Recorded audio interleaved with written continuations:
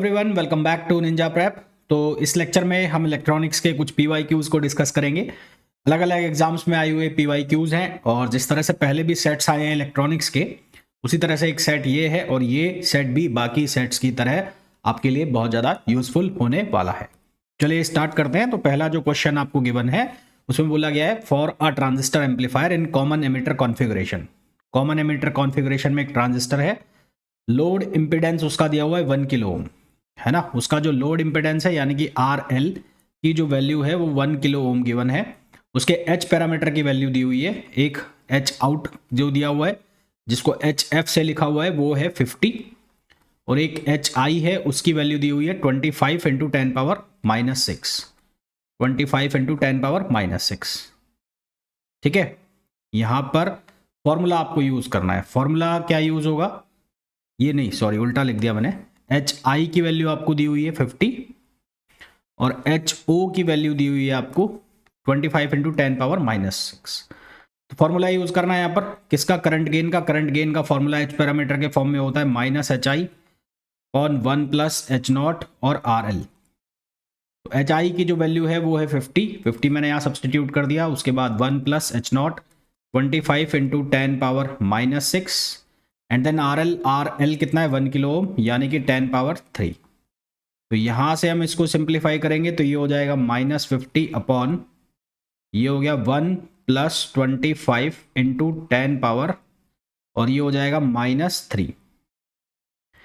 ठीक, फिर इसको फर्दर जब आप सॉल्व करोगे तो मैं कर लेता हूँ एक बार।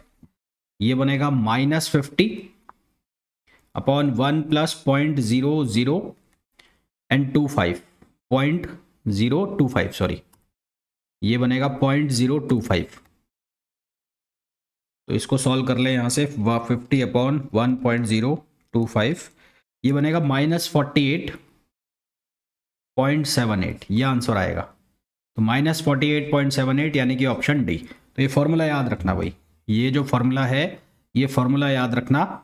अगर आपको करंट गेन निकलवाए, करंट गेन पूछा जाए आपसे और आपको जो H पैरामीटर है वो गिवन हो तो इस तरह से आपको आंसर निकालना है। नेक्स्ट क्वेश्चन पे आ जाओ। The purpose of capacitors in the transistor amplifier is to. देखो अलग अलग कैपेसिटर का अलग अलग पर्पज होता है। एक protect the transistor, cool the transistor, provide biasing, couple और बाईपास AC कंपोनेंट। तो AC कंपोनेंट को बाईपास करना है ना, AC कंपोनेंट को बाईपास कर देना और DC कंपोनेंट को सप्लाई करना, ये ट्रांजिस्टर के लिए जो कैपेसिटर लगाए जाते हैं उसका पर्पज होता है। The phase shift between input and output voltage of CE amplifier. अब हमारे पास तीन तरह के होते हैं, एक होता है CB, एक होता है CE और एक होता है CB। तो यहां CB में नो फेज शिफ्ट, यहां पर फेज शिफ्ट होता है कितने का, 180 डिग्री का। जब हम बात करते हैं कॉमन एमिटर की तो यहां पर फेज शिफ्ट होता है 180 डिग्री का, और जब मैं CC की बात करता हूं तो यहां पर भी कोई फेज शिफ्ट नहीं होता, नो फेज शिफ्ट। तो फेज शिफ्ट सिर्फ और सिर्फ कहां पर आता है, ये आता है सिर्फ कॉमन एमिटर के अंदर। कॉमन एमिटर के अंदर फेज शिफ्ट आता है तो, और वो कितने का आता है, 180 डिग्री का। नेक्स्ट क्वेश्चन पे आ जाओ। 2s complements decimal of binary number. देखो अब यहां पर प्लस आएगा कि माइनस आएगा उसको पहचानने का तरीका है। क्या तरीका है, पहले तो ये नंबर देखो 1 2 3, ठीक, कितने जीरो हैं, 1 2 3 नहीं 1 2 3 4 5, तो 1 2 3 4 5 और 1। ये वाला जो डिजिट होता है ये वाला, इसको हम कहते हैं MSB। क्या कहते हैं, MSB। तो इफ MSB इज 0, MSB यदि 0 है तो आपको साइन लेना है पॉजिटिव, और MSB यदि 1 है तो आपको साइन लेना है नेगेटिव। तो ये तो तय है कि यहाँ पर साइन किसका आएगा, नेगेटिव का आएगा। नेगेटिव का आएगा तो प्लस वाले आंसर में से हटा दो, ये दोनों प्लस वाले जो हैं वो आंसर में से हट जाएंगे, यानी कि ना तो प्लस 63 आंसर होगा और ना ही प्लस 62 आंसर होगा। अब इसका 2s कॉम्प्लीमेंट बनाना है। क्या बनाना है इसका, 2s कॉम्प्लीमेंट। 2s कॉम्प्लीमेंट जो बनाओगे उसमें जो ये लास्ट वाली जो डिजिट्स बचती हैं ये कहलाती है मैग्नीट्यूड। ये क्या कहलाती है, मैग्नीट्यूड कहलाती है। तो इन्हीं को लेके काम करना होता है सारा। तो अब इसका क्या करना है, इसका आप बना दो क्या, पहले 1s कॉम्प्लीमेंट बना लो। इसका 1s कॉम्प्लीमेंट बनाओगे तो इनका उल्टा कर दो। उल्टा करने का मतलब है जहाँ 1 लिखा है वहाँ 0 हो जाएगा, जहाँ 0 लिखा है 1 हो जाएगा। तो 1 2 3 4 5, और ये वाला आप करो तो ठीक है क्योंकि इसका कोई रोल होगा नहीं, और ये हो जाएगा 0। फिर आपको 2s कॉम्प्लीमेंट बनाना है। 2s कॉम्प्लीमेंट बनाने के लिए क्या कर दो, +1 कर दो। तो +1 करोगे तो ये क्या बनेगा, ये बनेगा 0 1 1 1 1 1 1 2 3 4 5, और ये कितना हो गया, 1 हो गया। ठीक है, कितना हो गया, 1 हो गया। अब इसका क्या निकालना है आपको, बाइनरी का डेसिमल बनाना है। तो कैसे बनाओगे, डेसिमल बनाने के लिए यहाँ से चलोगे तो 1 × 2 पावर 0 प्लस 1 × 2 पावर 1 प्लस, ऐसे चल रहा हूँ मैं ऐसे, 1 × 2 पावर 2, टोटल 6 करना है ना, 1 × 2 पावर 3, 1 × 2 पावर 4 प्लस 1 × 2 पावर 5, हो गए 6, और लास्ट का 0 है। मैं पहले भी कह चुका हूँ, ये वाला जो डिजिट होता है जो आपके साइन बताता है, इसको आपको इंक्लूड नहीं करना होता है। ठीक है, और यहाँ पर अगर आप करो इसको तो ये क्या हो जाएगा, 0 × 2 पावर 6, तो ये 0 ही बनेगा यहाँ पर। अब देखो सिंपल करोगे तो यहाँ लिख रहा हूँ मैं 2 0 और ये 1, तो ये कितना बना 1, प्लस 2 पावर 1 ये कितना हो गया 2, प्लस 2 पावर 2 ये कितना हो गया 4, 2 पावर 3 ये कितना हो गया 8, 2 पावर 4 ये कितना हो गया 16, और 2 पावर 2 ये कितना, 2 पावर 5 ये कितना हो गया 32। तो ऐड कर दो इनको, 32 plus 16 plus 8 plus 4 plus 2 plus 1, तो ये आ जाता है 63। हमारे पास ये आंसर बन जाता है 63। और मैंने कहा अगर 1 है तो लगेगा माइनस, और 0 है तो लगेगा प्लस, तो यहाँ आंसर आ जाएगा -63। तो हमारे पास सही आंसर हो जाएगा -63। नेक्स्ट क्वेश्चन पे आ जाओ। Which of the following gate has the exact inverse of output of the OR gate. अब और गेट के लिए अगर आप ट्रुथ टेबल बनाते हो तो वो क्या बनती है, वो बनती है 1 0 का आउटपुट क्या बनेगा 1, 0 1 का आउटपुट क्या बनेगा 1, 0 0 का आउटपुट क्या बनेगा 0, और 1 1 का आउटपुट क्या बनेगा 1। ये किसके लिए, और गेट के लिए। हमें एग्जैक्ट इनवर्स बनाना है, एग्जैक्ट इनवर्स। एग्जैक्ट इनवर्स यानी कि अगर मैं नॉर गेट लगा दूं, है ना, नॉर गेट लगाऊं, नॉर, तो नॉर गेट बनाऊंगा तो नॉर गेट क्या करेगा, इसका वाई बार बना देगा, वाई बार बनाएगा यानी कि इसको 0, इसको बना देगा 0, इसको बना देगा 1, और इसको बना देगा 0। तो एग्जैक्ट इनवर्स कर दिया। तो वो कहाँ से बन रहा है, वो बन रहा है कहाँ पर, नॉर गेट के अंदर बन रहा है। तो हमारे पास सही आंसर क्या आ जाएगा, सी आ जाएगा। नेक्स्ट क्वेश्चन पे आ जाओ। The form factor of a half wave rectifier. Form factor जो होता है, फॉर्म फैक्टर, उसको हम डिफाइन करते हैं IRMS या VRMS अपॉन IAC।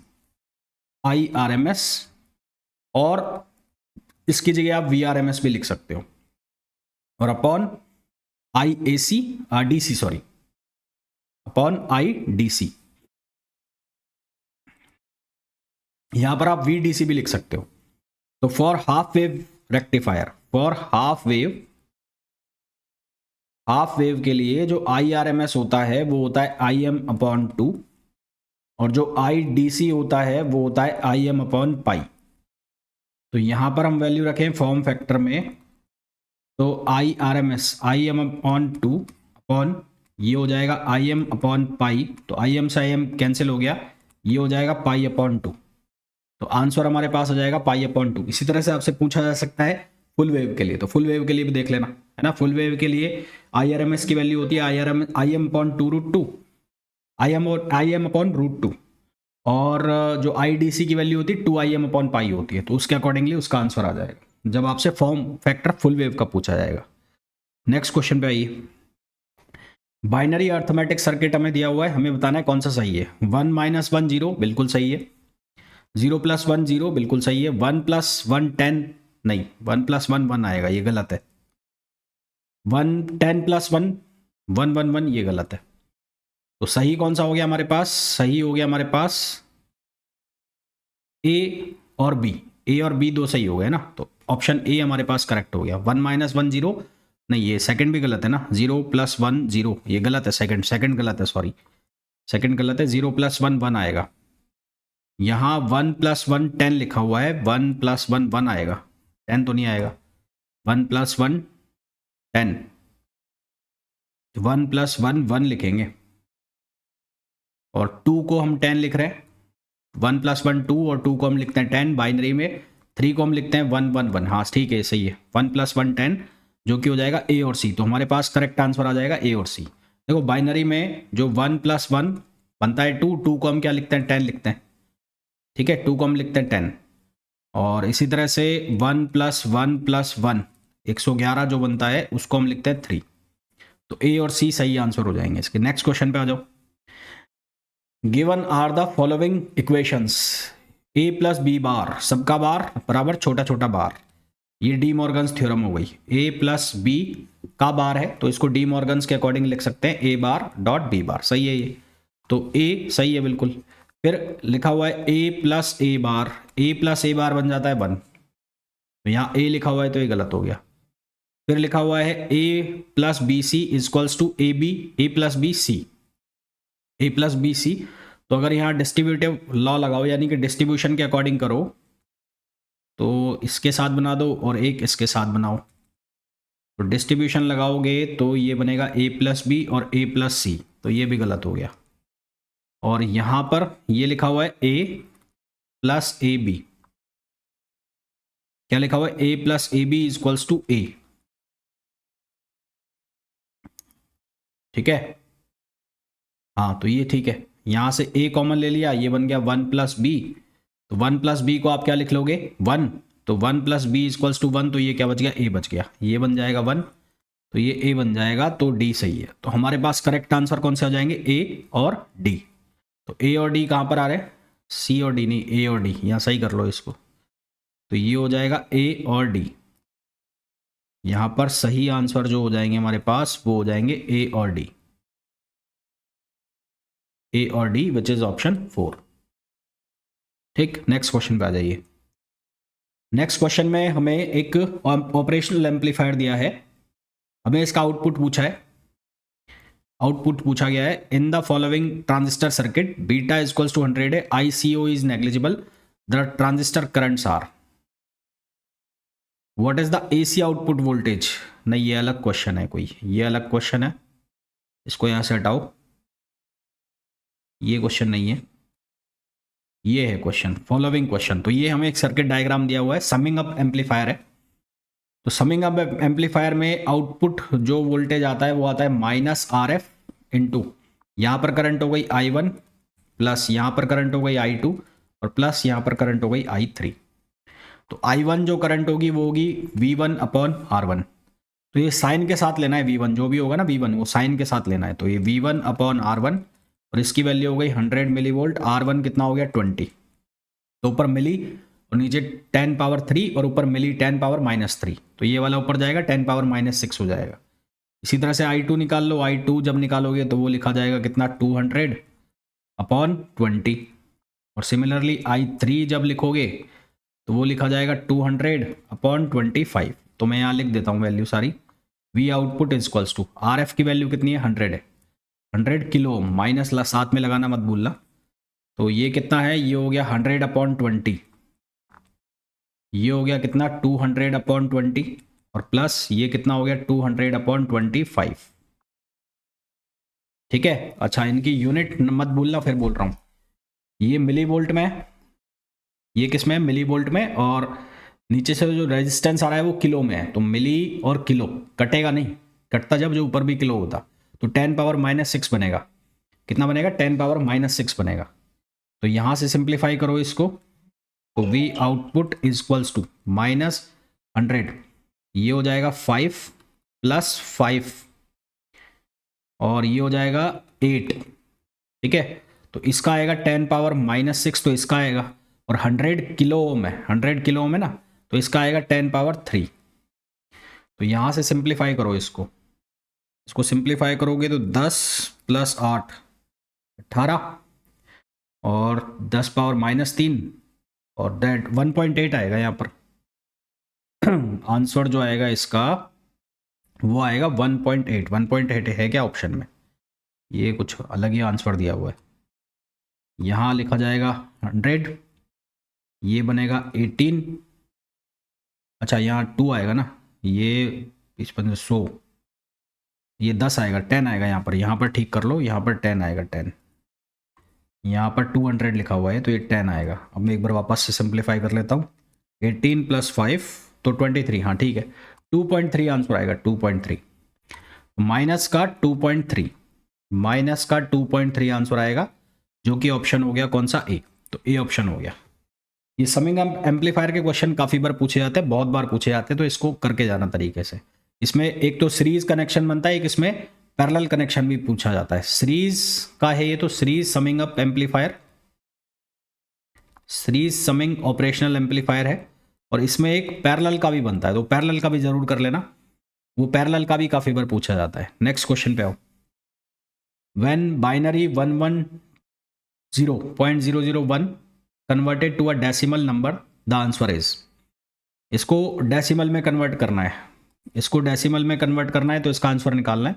नंबर दिया है 110.001, तो पहले तो इसका ये वाला पार्ट ले लो जो इंटीजर पार्ट है, तो इसको डेसिमल में कन्वर्ट करना है, तो हमने लिखा 0 × 2 power 0 plus 1 × 2 power 1 plus 1 × 2 power 2।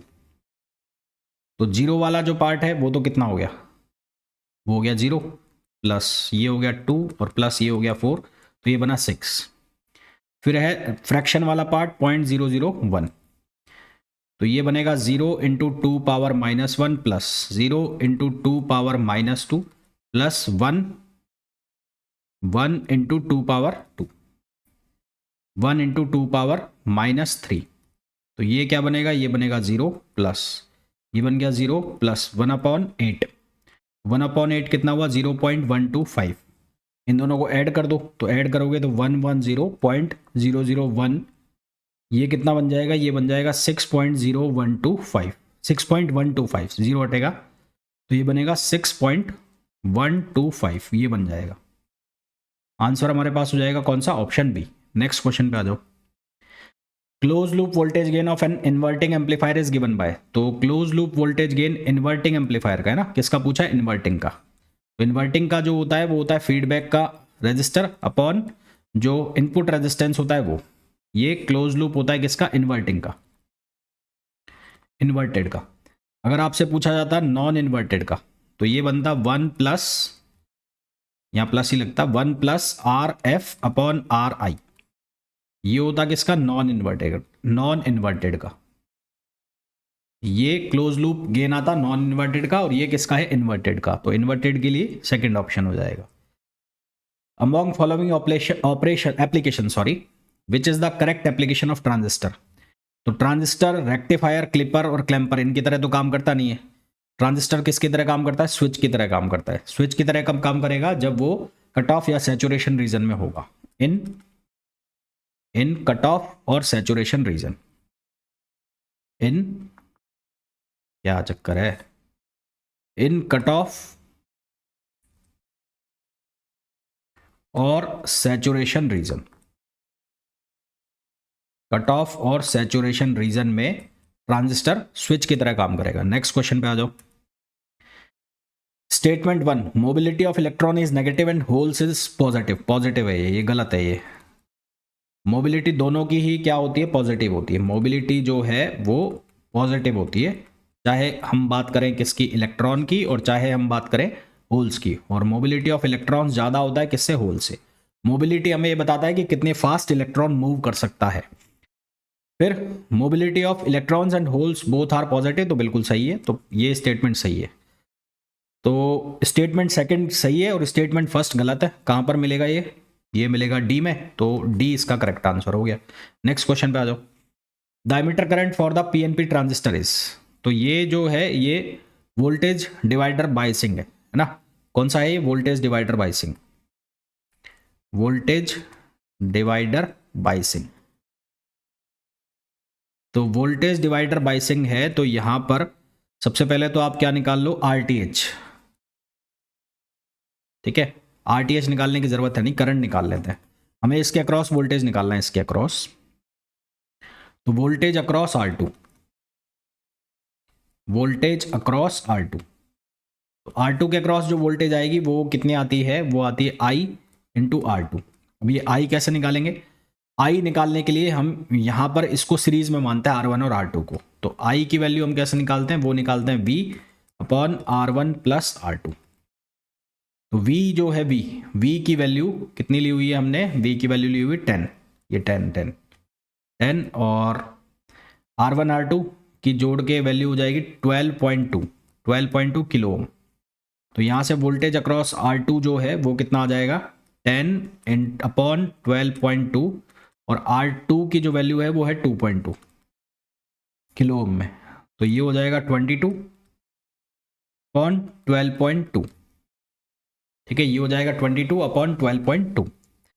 हमें पूछा है एमीटर करंट, तो ये वाला सर्किट बन जाएगा। अब ये वाला सर्किट, ये सर्किट बन जाएगा। तो ये सर्किट बनेगा, यहाँ से चलेंगे, ये सर्किट बनेगा। तो सर्किट में V2 माइनस ये कितना हो जाएगा VBE और माइनस IE और RE equals to 0। Emitter current यहाँ पर फ्लो करेगी ना IE, तो IE जो है उसकी वैल्यू हो जाएगी V2 minus VBE on RE।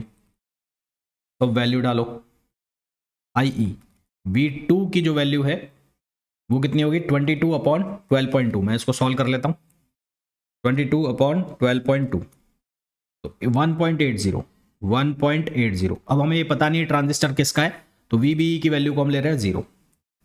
RE की जो वैल्यू है 1 किलो ओम है, 1 किलो ओम है RE की वैल्यू। तो यहाँ से IE की वैल्यू हमारे पास आ जाएगी 1.8 मिली एम्पियर।